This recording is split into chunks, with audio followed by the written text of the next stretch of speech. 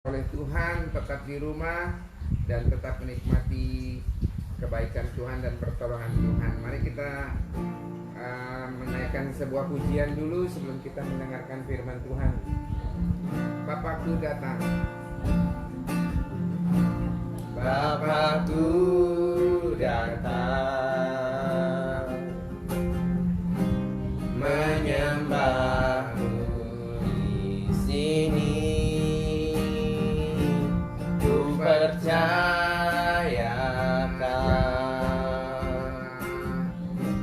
ada bagiku. Tak usah ku takut, sebab Kau sertaku. Tak usah ku bimbang, Kau di dalamku. Tak usah ku cemas, Kau penghiburku. Saat ku lemah, Kau kuatku. Ku nyanyi haleluya, ku nyanyi haleluya. Sungguh Kau hebat, ajaib perkasa perbuatanmu.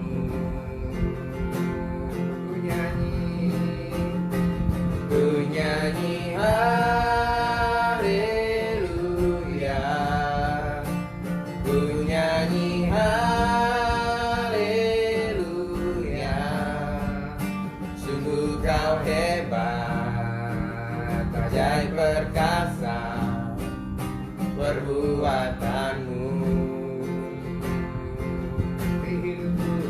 Di hidupku, na na na na na na na na na na na na na na na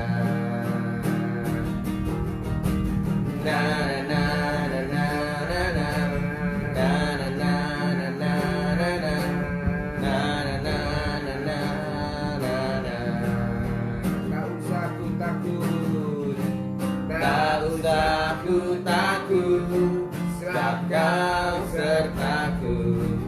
Tak usah ku bimbang, Kau di dalamku. Tak usah ku cemas, Kau penghiburku. Saat ku lemah, Kau kuatku. Ku nyanyi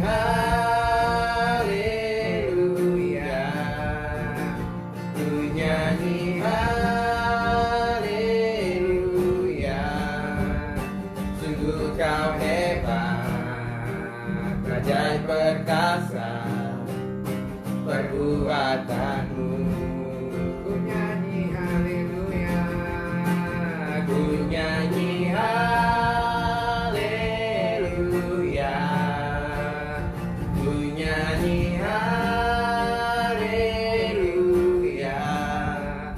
Sungguh Kau hebat, ajaib perkasa perbuatanmu. Di hidupku, na na na na na na na na na na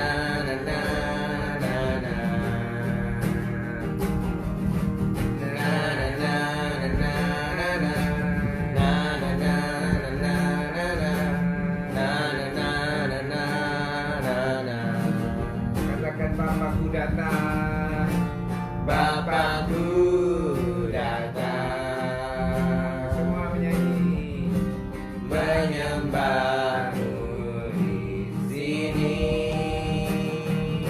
Ku percayakan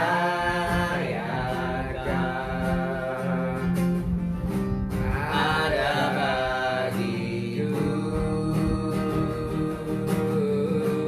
Tak usah ku takut, sebab Kau sertaku.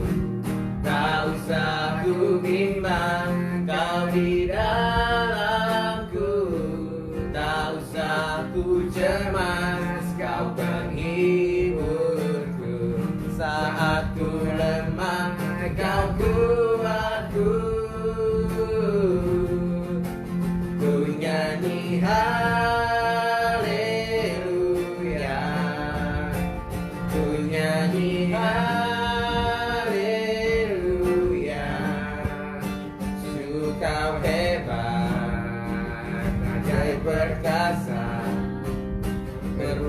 perbuatanmu. Ku nyanyi haleluya, Ku nyanyi haleluya, ku nyanyi haleluya. Sungguh kau hebat, ajaib perkasa perbuatanmu. Di hidupku. haleluya. Terima kasih Tuhan. Terima kasih Bapa yang di surga. Pada malam hari ini kami dari meja doa ini setiap hari berdoa buat jemaat-jemaat Hagios, dan juga berdoa buat semua orang yang menonton dan menyaksikan acara ini, supaya kami semua ditolong oleh Tuhan selama kami sedang menghadapi PSBB ini. Terima kasih Bapa, di dalam nama Tuhan Yesus Kristus sekarang kami akan mendengarkan firman Tuhan. Semua sama-sama katakan amin.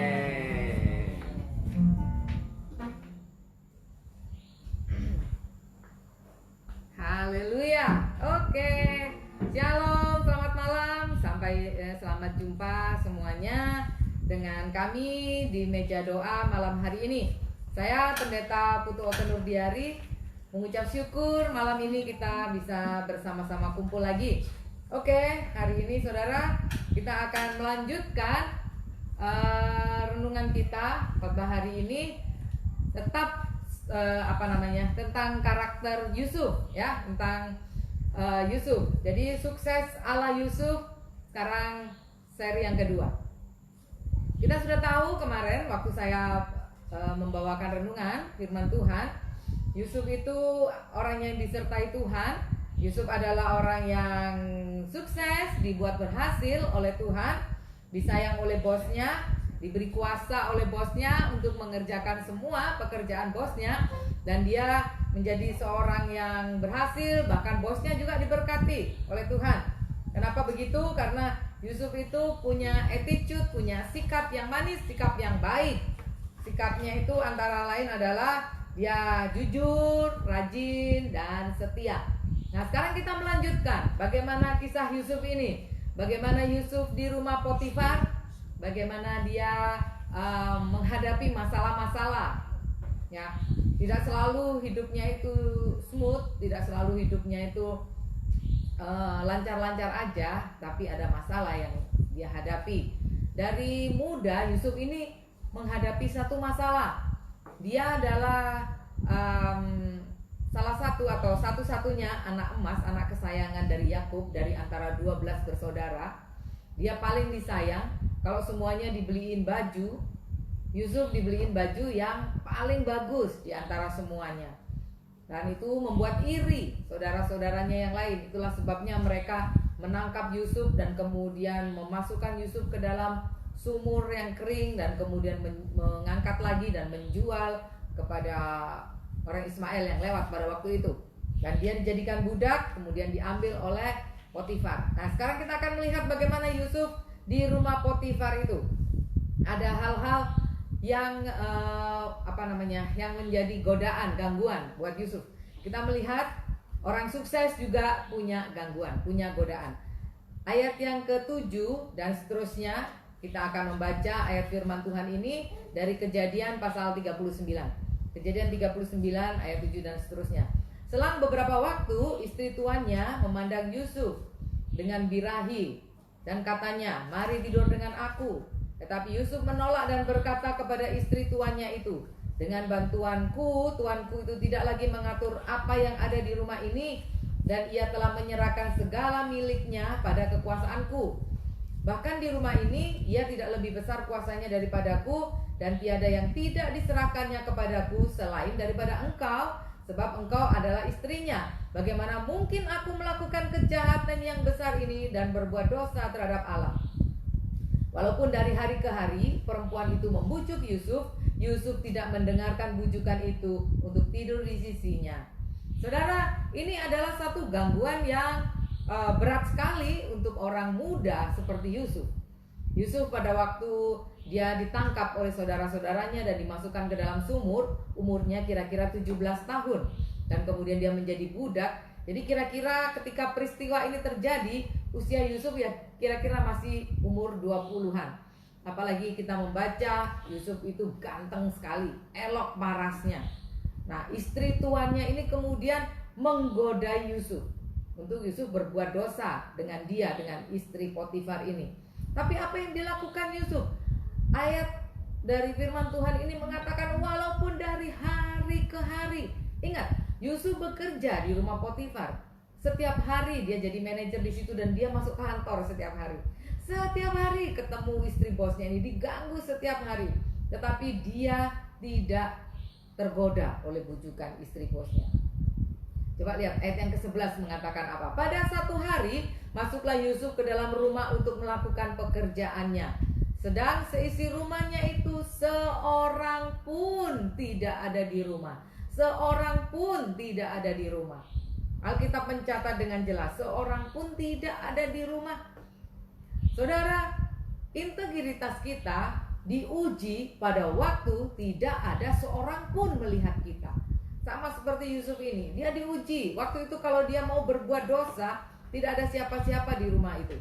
Tapi apa yang dilakukannya? Ayat yang ke-12, lalu perempuan itu memegang baju Yusuf sambil berkata, mari tidur dengan aku. Tapi Yusuf meninggalkan bajunya di tangan perempuan itu dan dia lari keluar. Dia lari keluar meninggalkan gangguan ini, meninggalkan godaan ini. Ayat yang ke-13, ketika dilihat perempuan itu bahwa Yusuf meninggalkan bajunya dalam tangannya dan telah lari keluar, dipanggilnya seisi rumah itu dan berkata kepada mereka, lihat, dibawanya kemari seorang Ibrani supaya orang ini dapat mempermainkan kita. Orang ini mendekati aku untuk tidur dengan aku, tetapi aku berteriak-teriak dengan suara keras. Dan ketika didengarnya bahwa aku berteriak sekeras-kerasnya, ditinggalkannya bajunya padaku, lalu ia lari keluar. Juga ditaruhnya baju Yusuf itu di sisinya sampai tuannya itu pulang. Jadi saudara, ini istri Potifar ini, dia memfitnah Yusuf. Dikatakan bahwa Yusuf itu dia ganggu aku. Aduh, ceritanya ini difitnah, dibalik ceritanya ini. Ya kan, dibikin hoax. Dia ganggu aku, lihat ini. Dia lari karena aku teriak-teriak. Ini bajunya ini buktinya ini. Aku dapat bukti ini bajunya. Apa yang terjadi? Ayat yang ke-19 terusnya. Baru saja didengar oleh tuannya perkataan yang diceritakan istrinya kepadanya, begini begitu aku diperlakukan oleh hambamu itu, maka bangkitlah amarahnya. Dia membangkitkan amarah suaminya dengan fitnahannya, dengan karangan ceritanya. Akhirnya suaminya itu marah. Dan kemudian ayat 20, lalu Yusuf ditangkap oleh tuannya, dimasukkan dalam penjara, di tempat tahanan-tahanan raja dikurung. Demikianlah Yusuf dipenjarakan di sana. Akhirnya Yusuf yang tidak berbuat salah, justru Yusuf yang digodain, difitnah. Akhirnya Yusuf yang masuk dalam penjara. Beberapa hal yang bisa kita pelajari di sini saudara adalah yang pertama, Yusuf itu tetap bertahan sekalipun dalam tekanan. Ayo katakan, bertahan dalam tekanan. 1, 2, 3. Bertahan dalam tekanan. Dia ditekan, dia difitnah. Mungkin waktu itu istrinya Potifar ini bilang, kalau kamu mau sama aku nggak akan laporin kamu ke suamiku. Kalau enggak, kamu tak laporin, habis kamu, kan gitu. Tapi dia bertahan dalam tekanan. Yang pertama-tama Yusuf sudah ditekan oleh saudara-saudaranya. Dia nggak punya salah. Bapaknya aja yang sayang, paling sayang sama dia. Dia jadi anak emas. Dan kemudian saudara-saudaranya tangkap dia. Dan kemudian saudara-saudaranya buang ke sumur. Kemudian dijual lagi sebagai budak. Dia dalam tekanan. Tetapi Yusuf tidak hancur sekalipun dia dalam tekanan. Dia orang yang tahan banting. Tetap dia bertahan. Ya, Yusuf ini tetap bertahan sekalipun dalam tekanan. Kemudian yang kedua, Yusuf ini adalah orang yang hidupnya takut akan Tuhan. Itulah sebabnya Alkitab mengatakan dia disertai Tuhan karena dia takut akan Tuhan. Dia gak mau berbuat dosa. Dia tetap pegang nilai-nilai hidupnya. Dia tetap pegang hidupnya yang manis, sikapnya itu dia tetap pegang. Jujur, setia, rajin itu dia tetap pegang. Dia jujur kepada bosnya, dia setia terhadap bosnya. Dia orang yang punya nilai-nilai karakter yang baik. Dia adalah orang yang berintegritas. Saudara tahu namanya integritas? Integritas kalau orang bilang yang umum aja adalah kejujuran. Tapi yang sebetulnya integritas adalah apa dirimu di depan banyak orang, begitulah engkau juga waktu engkau sendiri, ya. Kalau di depan orang omongnya manis, tapi kalau pas sendiri gak ada orang, kira-kira di rumah gitu jadi pemarah dan sebagainya. Di depan orang kelihatannya jujur, pas nggak ada orang bisa menipu, bisa mencuri, ambil uang. Nah, itu namanya orang yang tidak berintegritas. Integritas adalah sekalipun tidak dilihat orang, dia tetap menjadi dirinya yang baik, berkarakter yang baik. Yusuf seperti itu.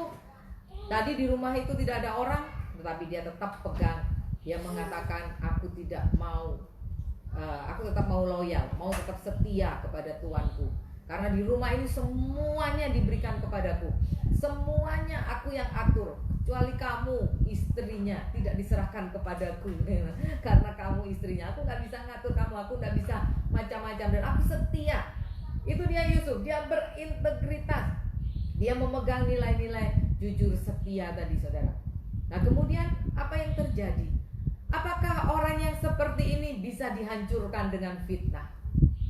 Kadang-kadang kita menjadi sakit hati kepada orang yang memfitnah kita, dan kemudian kita jadi hancur, dan kemudian menarik diri dari pergaulan, gak mau ketemu sama orang karena dapat fitnahan di tempat kerja. Akhirnya karir saudara dihancurkan oleh orang yang iri sama saudara, orang yang sakit hati, difitnah, orang yang penjilat mungkin kepada bos saudara, akhirnya saudara disingkirkan. Sakit hati mungkin. Kalau Yusuf berlaku seperti itu, dia akan hancur juga. Dan Tuhan tidak akan membangkitkan dia, tidak akan menolong dia. Tapi Yusuf ini orang yang punya mental yang kuat. Yusuf ini orang yang berkarakter yang kuat, punya integritas yang kuat. Akhirnya apa? Walaupun dia difitnah, kita tidak membaca satupun dalam firman Tuhan ini dia dia membela diri. Kita tidak melihat Yusuf membela diri, mengadakan pembelaan. Sehingga walaupun dia dimasukkan di penjara, ya dia tetap ikut aja. Gak apa-apa aku dimasukin di penjara, asal aku tidak berbuat dosa. Sampai seperti itu Yusuf mempertaruhkan dirinya, integritasnya. Akhirnya benar, Yusuf dimasukin penjara. Tapi mari kita akan melihat apa yang terjadi di penjara. Apakah itu akhir dari hidupnya? Apakah selesai sampai di situ karirnya? Dulu dia seorang budak, ya kan? Atau mungkin dari awal dia anak kesayangan. Yang pertama kan dimanja. Wow, apa-apa dia punya, apa-apa dia dikasih. Tapi kemudian dia dibenci oleh saudara-saudaranya. Akhirnya dia ditangkap dan dia menjadi budak. Bayangkan, dari anak kesayangan yang di rumah bapaknya banyak budak, sekarang dia jadi budak. Tetapi dia nggak patah semangat di situ. Tetap walaupun dia jadi budak, dia tetap taat, tetap dia ikutin apa maunya Tuhan dalam hidupnya. Dia tetap tabah. Akhirnya yang ketiga, dia ketemu dengan Potifar. Dia diangkat jadi manajer. Pegawai Potifar yang dipercayai semuanya jadi manajer di rumah Potifar. Tapi dia juga tidak tinggi hati, walaupun dia sudah punya jabatan yang di situ. Sekarang dia dihancurkan lagi, jatuh lagi dia. Ulang lagi nih siklus kehidupannya, jatuh lagi, dia dimasukkan di penjara. Kalau yang pertama dia masukkan di sumur, ya kan? Yang pertama, yang tadi dia dimasukkan di sumur, sekarang dia dimasukkan di penjara. Apakah Yusuf ini kemudian hancur di penjara? Kita lihat kisah selanjutnya. Sangat menarik kisah Yusuf ini, saudara. Dan kisah Yusuf ini benar-benar nyata, benar-benar ada, Alkitab menuliskannya. Coba kita melihat kemudian ayat yang ke-21. Luar biasa. Tetapi Tuhan menyertai Yusuf dan melimpahkan kasih setianya kepadanya, dan membuat Yusuf kesayangan bagi kepala penjara itu. Sebab itu kepala penjara mempercayakan semua tahanan dalam penjara itu kepada Yusuf, dan segala pekerjaan yang harus dilakukan di situ dialah yang mengurusnya. Dan kepala penjara tidak mencampuri segala yang dipercayakannya kepada Yusuf, karena Tuhan menyertai dia, dan apa yang dikerjakannya dibuat Tuhan berhasil. Katakan haleluya. Haleluya. Puji Tuhan. Kalau kita membaca pasal 39 ini, 5 kali kata-kata yang mengatakan Tuhan membuat Yusuf berhasil, Tuhan menyertai Yusuf dan dibuat berhasil, itu dicatat 5 kali. Luar biasa, saudara. Coba, harusnya orang di dalam penjara yang bukan karena kesalahannya, yang karena fitnah, harusnya dia marah, dia hancur, kecewa, sakit hati. Tapi Yusuf tidak seperti itu. Dia tetap menjadi Yusuf yang berintegritas.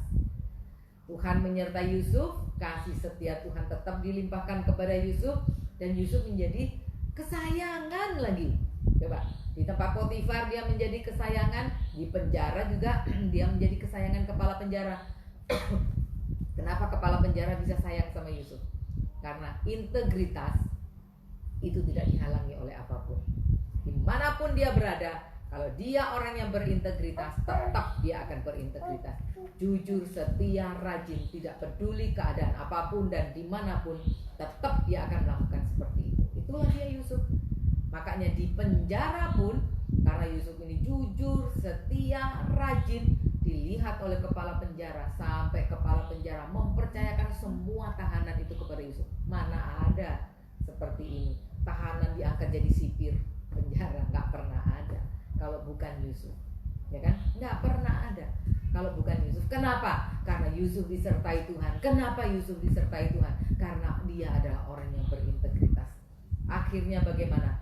Kepala penjara ini menyerahkan semuanya, dan karena Tuhan menyertai dia, apa yang dikerjakan Yusuf dibuat Tuhan berhasil. Ingat saudara, kalau Tuhan menyertai kita, kita akan dibuat berhasil oleh Tuhan. Haleluya. Dimanapun kita berada, keadaan apapun yang menimpa saudara, menimpa saya, tuh kalau kita disertai oleh Tuhan, tetap kita akan menjadi orang yang sukses. Lihat Yusuf, dimasukkan ke sumur, dia nggak patah hati, diangkat dari sumur jadi budak, tetap dia melakukan seperti itu. Dia tetap setia kepada Tuhan. Di rumah Potifar tetap dia disertai oleh Tuhan. Di dalam penjara pun tetap disertai Tuhan. Dan semua kehidupan Yusuf ini Tuhan membuat dia sukses. Haleluya. Mungkin saat ini ada di antara kita yang lagi sakit hati karena difitnah orang lain. Mungkin saudara juga lagi susah, sakit hati karena di PHK, karena keadaan seperti ini, karena corona ini. Gak usah sakit hati. Kita lihat Yusuf ini contoh yang baik. Kalau kita disertai Tuhan, Tuhan akan membuat kita sukses dimanapun kita berada, asal kita tetap menjaga diri kita menjadi orang yang berintegritas. Puji Tuhan. Tuhan saja dipermuliakan. Tuhan memberkati kita semua. Haleluya. Puji Tuhan. Mari kita akan nyanyikan satu pujian, saudara, dan saya akan mendoakan saudara semuanya. Kalau saudara perlu dukungan doa, kami tidak bisa menyebutkan satu persatu pokok-pokok doa yang sudah masuk, baik itu di Facebook maupun di Instagram. Saudara berdoa di tempat saudara masing-masing, karena Roh Kudus tidak dibatasi oleh waktu dan jarak. Dia akan menolong saudara, akan menjamah saudara, akan memberikan pertolongan kepada kita semua. Saat ku tak melihat jalanmu, saat ku tak melihat rencanamu, hatiku percaya. Aku tak melihat jalanmu, saat ku tak mengerti rencanamu, namun tetap ku pegang janjimu.